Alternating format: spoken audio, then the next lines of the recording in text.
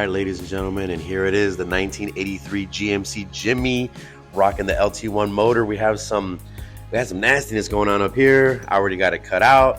We're gonna get some new metal put in. Moving on to the back side, here's what it looked like before. I guess it had been hit, something funny, I don't know, but we went ahead and cut it out. We had some funky business going on down here. Like, the panel was just, I don't know, it's really, really weird. Just beat to hell, really. So I'm gonna end up cutting all this away, I think. But yeah, truck is solid, looking good. It's in really good shape. It's a really cool truck. Also up here on the passenger side, we got some rot going on. We're gonna take care of that. And here in the windshield channel, we'll be taking care of that as well. So check it out. All right, so I jump right in, and I don't know what's going on. Like, we cut this panel piece off, and there's just a ton of styrofoam back here. Look at this mess. But I think I got enough out of the way so I can at least safely try to weld. I mean, there's still some jammed up in there. I don't know what's going on. Usually it's not a good sign when there's a lot of this stuff in there, but here's the replacement panel. Here we go.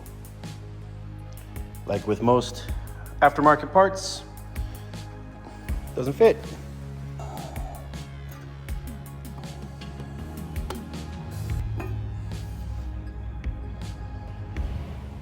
All right, so I'm working here, and if you remember the stuff that was in here, all that spray foam, I tried my best to get rid of it. Y'all, I haven't moved that fast. I can't even remember when. I don't even know when. Like, it caught on fire, so I ran, and like like that, found some water, got it out. But man, look at this. Look at this. Oh my gosh, we are absolutely gonna run into something on this quarter panel. And I knew it because there were some heavy gouges here from when we took the roof off the camper, right? So, number one, I'm glad I didn't burn down. That's great. Number two, just glad I didn't burn down. So yeah, let's see what happens and see what let's see what John says, see what he wants to do. All right, so John said go ahead, take the panel off and get all that spray foam out of there. Look at this. It is all up in the business, y'all. Like, you're gonna have to get this all out of the way before we continue working in this truck.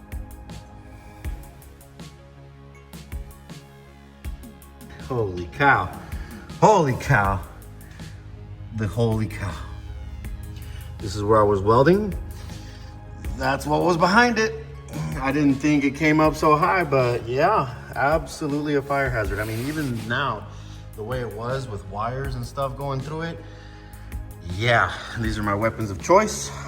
Got some pry bars, hammer, sawzall, but yeah, we're just gonna get it. Let me get the rest of this out of here, vacuum up, and then we'll take a look at, man. But I do have something for the outside, so I'm excited. I haven't used it, so it'll give me a chance, perfect opportunity to use it. Holy cow. Diosito linda Maria. Y'all take a look at, what is this? It's like a, I don't even know, man. There was so much stuff up in there. Check it out now though, nice and cleaned up, ready to go. I'm gonna try to scrape off as much of this as I can, but yeah, we gotta keep going. All right, now we got all the junk out of the way, vacuumed everything out. I'm gonna scrape some more of this off as best as I can as we're moving along, but it is time to move to the outside of the rear quarter panel, and hopefully, crossing my fingers, hopefully we don't run into nothing crazy. But I do have this really nice tool.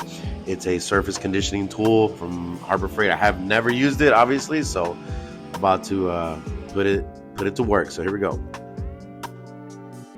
I mean, right out the box, I am blown away. I'm very impressed with how easy it is to use, how it's just literally stripping everything off on its own. I'm not putting any pressure on the wheel. I'm just letting it do its thing. And I know this is a time lapse, but I mean, damn, it was pretty quick. Well, what a lovely surprise. That is a nice surprise. Up here, not so much. Can't see it much from that way, but there it is. This bed rail is jacked up. Oh man. But we could pull out a lot of these, shape it, get it looking pretty. Use minimal filler up here because this was gouged. I mean, it was like plastered on there. Let's see what John wants to do. All right, so far, so good. Minimum body filler is what I always want. You're gonna use it, I just don't like using a lot of it.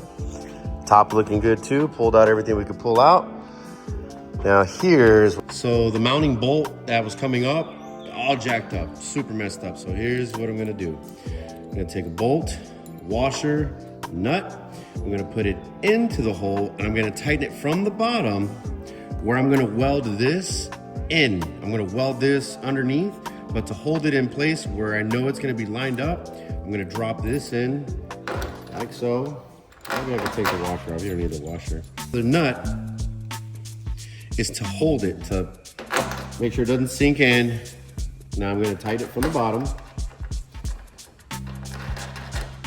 Perfect.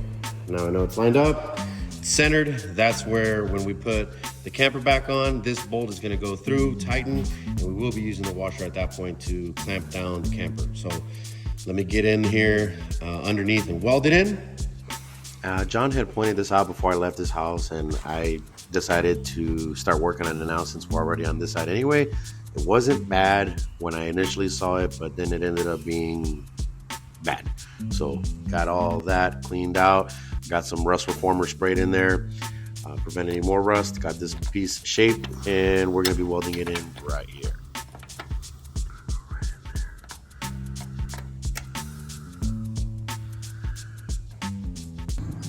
All right, so here's what we're looking like after the first rough pass. Light body filler, we'll probably do another light one. Down here is looking pretty good too. First light pass body filler up here too. A little rough. Last thing to do here before we start sanding everything to paint is address this here. And I already have some pieces cut out. I had them up here, but they fell, so. Yep. All right, so if the truck wasn't enough, right? If this baby wasn't enough, we got plenty more. So we got this Jeep top for Trey's wife's Jeep that we're gonna be working on, making it look really good. And look what just rolled in. 1990 Ford Bronco. Gonna be a full paint job. Really nice looking truck. It's gonna be a really, really nice color. We're gonna do some custom work on this one. Really cool stuff. I mean, man, looks good. To find them in this condition, right? Like it's just a solid truck. Really, really nice. Really, really nice truck. Yep. So here's my truck dropped off, ready to get some work done in exchange for painting the top to this Jeep right here. One of my best friends, Trey, got his Jeep top here because we are exchanging labor. Man, we're gonna fix this little section here. We already have the stuff on the way. This is not fiberglass. This is sheet molded compound. So we'll be using some special stuff to get that going. We're gonna sand this down, get all this texture out of there, get it real nice and pretty. We're gonna paint match it to his wife's Jeep. So gonna look really, really nice. But wait, there's more. I'll fill you in more on this one once we start tearing it down a little bit and really get into it. First, we got the top to the Jimmy that we gotta get going as well. It's already sanded in 320, so we're gonna get it into primer, start wet sanding, get it looking real nice and ready. And then Trey also had this piece off of a motorcycle. I've never messed with carbon fiber. But he's asking me if I can sand and re-clear this thing because it looks kind of, so We'll give this a scuff and see if we can get it looking pretty, because I think that's kind of more or less what it's supposed to look like when it's not so worn out. And then I can't forget my man Terrence. Oh my God, Terrence.